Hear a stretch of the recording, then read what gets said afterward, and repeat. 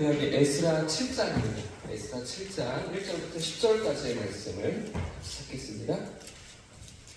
구약 성경 719면에 있습니다.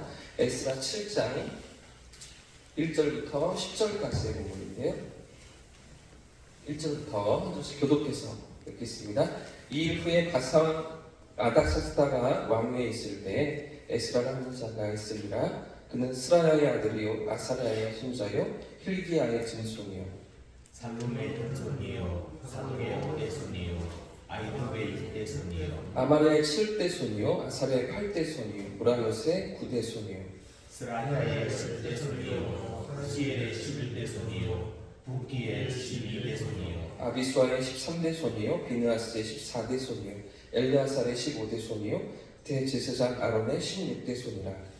이 에스라가 바벨론에서 올라왔으니 그는 이스라엘의 하나님 여호와께서 주신 모세의 율법에 익숙한 학자로서 그의 하나님 여호와의 도우심을 입음으로 왕에게 구하는 것을 다 하는 자이더니 아닥사스다 왕 제7년에 이스라엘 자손과 제사장들과 레위 사람들과 노래하는 자들과 문지기들과 느디님 사람들 중에 몇 사람이 예루살렘으로 올라올 때에 이 에스라가 올라왔으니 왕의 제7년 다섯째 날이라. 첫째 달 초하루에 바벨론에서 길을 떠났고 하나님의 선한 손의 도우심을 입어 다섯째 달 초하루에 예루살렘에 이르니라. 에스라가 여호와의 율법을 연구하여 준행하며 율례와 규례를 이스라엘에게 가르치고 열심히 하였더라. 아멘. 할렐루야. 오늘도 하나님의 말씀이 우리 삶을 인도하실 줄 믿습니다. 이제 어제와 오늘까지 이어서 에스라 성경을 우리가 공독하게 되는데요. 어제 읽었던 1장부터 5장까지 그리고 6장까지가 1차 귀환의 스토리입니다. 그리고 7장, 오늘 읽었던 7장부터 마지막 10장까지가 2차 귀환, 에스라와 함께 돌아온 2차 귀환자들의 이야기가 기록되고 있는데요. 자, 근데 6장과 7장 사이에 상당한 갭이 있습니다. 아주 조금은 시간의 차가 조금 크게 있는데요. 6장과 7장 사이에 80년이라는 적지 않은 시간이 지났던 것이죠. 우리가 읽은 7장 1절 말씀 보시면 어떻게 시작하고 있습니까? 이 일 후에 이렇게 시작하고 있죠. 근데 이 이후가 몇 년이라고요? 80년의 시간입니다. 80년. 1차 귀환이 있고 나서 이 80년의 시간이 지나서 이 학사 에스라와 2차 귀환자들이 돌아오고 있는 상황인데요. 근데 사실 이 80년 동안 많은 일들이 있었습니다. 먼저 유다 백성들이 예루살렘에 처음 돌아왔을 때 1차 귀환자들이 돌아와서 가장 먼저 했던 일이 무엇입니까? 성전을 제거했죠. 살펴봤던 것처럼 가장 먼저 그들이 돌아와서 그토록 예루살렘에 돌아오고자 했던 이유는 하나님의 성전을 재건하고 그 성전 앞에서 하나님을 예배하는 그 일을 위해서 이 성전 재건 때문에 하나님을 향한 신앙을 다시 세우고자 해서 그들이 돌아오지 않았습니까? 자, 그런데 이 예루살렘으로 돌아온 유다 백성들의 삶이 녹록지가 않았습니다. 아주 어려운 상황 가운데 있었는데 그들의 삶이 집도 다시 지어야 하고요, 농지도 개간해야 하고요, 또 그런데다가 또 성전도 지어야 하는데 이 사마리아 사람들의 방해와 또 모든 공격이 계속해서 이어졌던 것입니다. 하나님의 성전 재건을 회방하는 사람들이 있었던 것이죠. 그래서 무려 16년 동안 성전 재건이 중단됩니다. 멈춰섭니다. 그들이 자신들의 삶도 쉽지가 않고 그런 가운데 성전을 재건하려니 너무나 힘들어서 16년 동안 손을 놔버렸던 것이죠. 자, 이런 상황 가운데 선지자들이 등장하는데 여호와의 성전을 재건하라, 하나님의 성전을 다시 수축하라, 이렇게 말씀을 선포하는 선지자들 누굽니까? 학개라는 선지자가 여기서 등장합니다. 스가랴라는 선지자가 여기서 등장합니다. 그런 사건들이 이 80년 사이에 있었던 것이죠. 그리고 16년 동안 방치되었던 성전 건축이 드디어 완성되어서 주전 516년에 드디어 이제 수르바벨 성전이 완성되었습니다. 그래서 첫 번째 지었던 성전은 누가 짓습니까? 다윗이 준비하고 솔로몬이 성전을 건축하죠.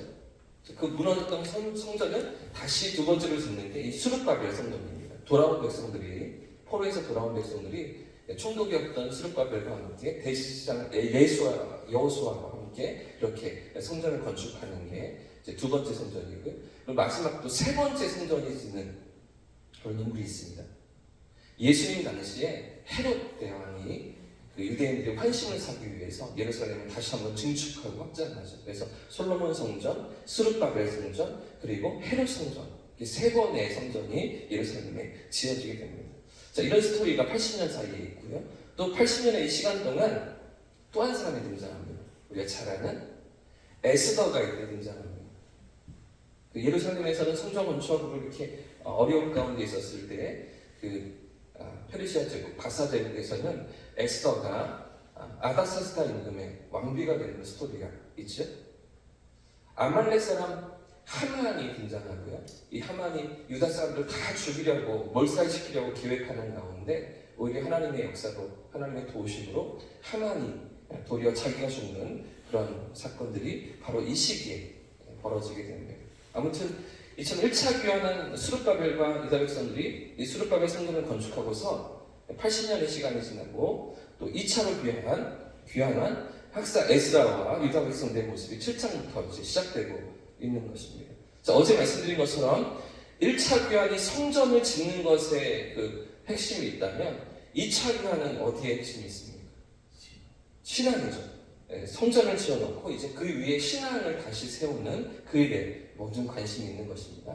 내일 살펴보게 될 느헤미야서는 그 성벽을 다시 둘러치는 그런 시당의 삶을 살아가는 백성들의 방어막을 치고 또 보호막을 치는 그런 성벽으로 나아가게 되는데 2차 회복은 성전 안에 이제 신앙을 세우는 영적인 재건의 그 목적이 있습니다. 성전 재건을 명령하셨던 하나님의 기대와 바램은 사실은 건물이 아닌 것이죠. 그 안에서 살아가는 백성들의 삶, 그 안에서 하나님 앞에 나오는 유다 백성들의 모습을 하나님이 원하셨고 기대하셨던 것입니다. 자, 이런 하나님의 기대 속에서 이제 학사 에스라의 섬김과 사역이 시작되고요. 자, 7장부터 이제 10장까지 이어지게 되는데 그 중에서도 우리가 읽는 7장 1절부터 10절은 2차 귀환 사역의 서론에 해당합니다. 이제 시작되고 있는 것이죠. 자, 먼저 에스라의 족보를 자세히 기록하고 있습니다. 우리가 읽었던 것처럼 에스라가 어떤 가문에 어떤 역사 가운데 지금 돌아왔는가 이런 것들을 자세히 기록하는데요. 에스라 자신이 포로로 잡혀간 이 대제사장의 후손인 것을 강조하고 있죠. 아론의 16대 손입니다. 자, 또한 6절에 보시면 그가 모세의 율법에 능통한 학사였다라고 기록합니다. 6절 말씀을 같이 한번 읽어보겠습니다. 6절입니다. 시작. 이 에스라가 바벨론에서 올라왔으니 그는 이스라엘의 하나님 여호와께서 주신 모세의 율법에 익숙한 학자로서 그의 하나님 여호와의 도우심을 입음으로 왕에게 구하는 것을 다 하는 자이더니. 당시에 원래 이 학사는요 페르시아법에 유능한 관리를 말한다고 합니다. 그러니까 페르시아에서도 어느 정도 인정받던 위치에 있던 사람이 바로 에스라인 것이죠. 그렇기 때문에 왕에게도 구하는 것을 다 받을 수가 있는, 왕과도 어느 정도 이렇게 관계가 있는 그 정도로 높은 위치에 있는 그런 학사였고 에스라 아니었겠습니까? 자, 그런데 이런 그가 또 무엇에 능통했다고요? 모세의 율법에도 익숙한 그런 정통한 학자였다는 것이죠. 영어 성경에 보니까 티처라고 되어 있기도 하고요, 뭐 교사라고 되어 있기도 하고요, 또 서기관이라고 되어 있기도 합니다. 그러니까 무슨 이야기일까요? 성경에 대해서도 신앙에 대해서도 아주 잘 준비되고 훈련된 에스라입니다. 그렇죠? 성경에 능통한, 구약에 능통한, 율법에 능통한 그런 에스라였지만 뿐만 아니라 세상에서도 인정받던 그런 에스라였다는 것이죠. 그렇기 때문에 아닥사스다 왕에게 총애를 받으면서 구하는 것을 다 받아낼 수 있는 이런 위치에 있던 에스라였다는 것입니다. 자, 그런데 이런 그가 페르시아에서의 그 모든 특권과 안락함을 포기하고 예루살렘으로 돌아옵니다. 그리고 유다 백성들을 섬기는데 10절 말씀도 같이 읽어보겠습니다. 10절 시작. 에스라가 여호와의 율법을 연구하여 준행하며 율례와 규례를 이스라엘에게 가르치기로 결심하였었더라. 지금 에스라의 결심이 무엇입니까? 돌아온 백성들에게 하나님의 율법을 가르치고요, 하나님의 말씀을 전달하기로 마음먹고 있는데요. 자, 그런데 그보다 먼저 에스라 자신이 어떻게 하겠다고 결심합니까? 여호와의 율법을 연구하겠다라고 결심하죠. 그리고 준행하겠다라고 다짐합니다. 무슨 얘기일까요? 그저 말로만 가르치는 것이 아니었다는 것이죠. 지식을 전달하려고만 하지 않았다는 것입니다. 자신이 먼저 말씀을 묵상하고 연구하며 그 말씀을 실천하고 준행하기 위해 애썼다는 것입니다. 그리고 나서 백성들에게 가르치기로 결심했다는 것이죠. 이런 삶의 모습으로 에스라가 2차 귀환한 후에 유다 백성들을 섬기고 그들의 신앙을 하나님 앞으로 이끌었던 것인데요. 오늘날 교회가 힘을 잃어가는 이유가 어디에 있습니까? 바로 이 부분에서 사실은 우리가 자신이 없는 것이죠. 첫 번째는 연구가 없는 것입니다. 말씀에 대한 묵상이 없는 것이죠. 자, 그런가 하면 더 좀 우리에게 아픈 부분은 실천이 없는 것 아닌가 싶습니다. 준행이 없는 것이 아닌가 싶습니다. 하나님의 말씀을 알긴 알지만, 많이 듣지만, 말씀에 대해서 관심은 있지만, 그러나 그 말씀을 부지런히 연구하고 부지런히 그 말씀대로 살아내려고 우리가 몸부림치지 못하는 것이죠. 연구도 해야 하고요, 또 가르치기도 하고 배움도 있어야 하는 것 아니겠습니까? 이게 오늘 에스라가 보여주는 신앙의 모습, 삶의 모습인 것이죠. 저 같으면 말씀을 전한 대로 살아내야 하는 것입니다. 저 같으면 벌써 20년이 다 되는 것 같은데 처음 사역을 시작하면서 정말 두려움이 있었습니다. 말씀을 전하면서 중학생들, 고등학생들, 중고등부 아이들 처음 만났으니까요. 정말 내가 살면서 이 말씀을 나눠야 하는데 이런 두려움이 제 안에 있었습니다. 근데 시간이 갈수록 지금 저 자신을 돌아보면 다 그렇게 못 사는 거지 나도 못 살고 또 연약하지만 그래도 그렇게 가르쳐야 하니까 그렇게 전해야 하니까 말씀을 전하는 거지 이런 타협이 어느새 제 마음속에 있지 않나 들어와 있지 않나 이런 생각들을 하게 되는 것 같습니다. 우리가 성경을 묵상하는 이유가 어디에 있습니까?